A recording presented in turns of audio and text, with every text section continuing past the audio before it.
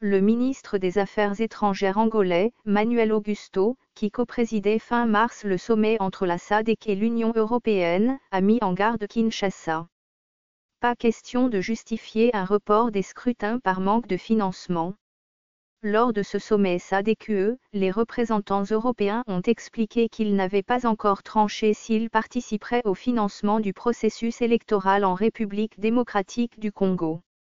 L'UE avait énoncé une liste de conditions que devait remplir Kinshasa pour obtenir ce soutien financier. Parmi celles-ci, la libération des détenus politiques, la fin des poursuites injustifiées contre les opposants, la réouverture des médias, la liberté de manifester pacifiquement.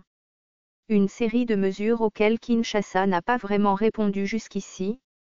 Mais le ministre angolais des Affaires étrangères qui coprésidait cette réunion en tant que président de l'organe de sécurité de la SADC a pris les devants en rappelant qu'il était important de noter que les autorités congolaises avaient annoncé elles-mêmes qu'elles étaient préparées à financer seules ces scrutins.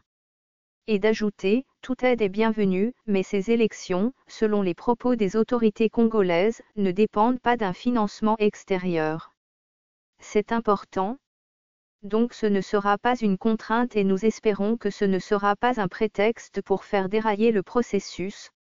Dans la conférence de presse qui a suivi cette déclaration, interrogé sur le fait de savoir si l'UE et la SADC désiraient que Joseph Kabila annonce clairement son intention de ne pas se présenter au prochain scrutin, le ministre Augusto a sobrement répondu « Ce que veut la communauté internationale et ce que demande le peuple congolais, c'est le respect de la Constitution. » Si on est attentif au respect de cette Constitution, cela signifie que si elle prévoit 2 mandats, elle prévoit 2 mandats. Point, avant de poursuivre en insistant sur le fait que la communauté internationale supporterait le processus électoral si tout se déroule comme prévu.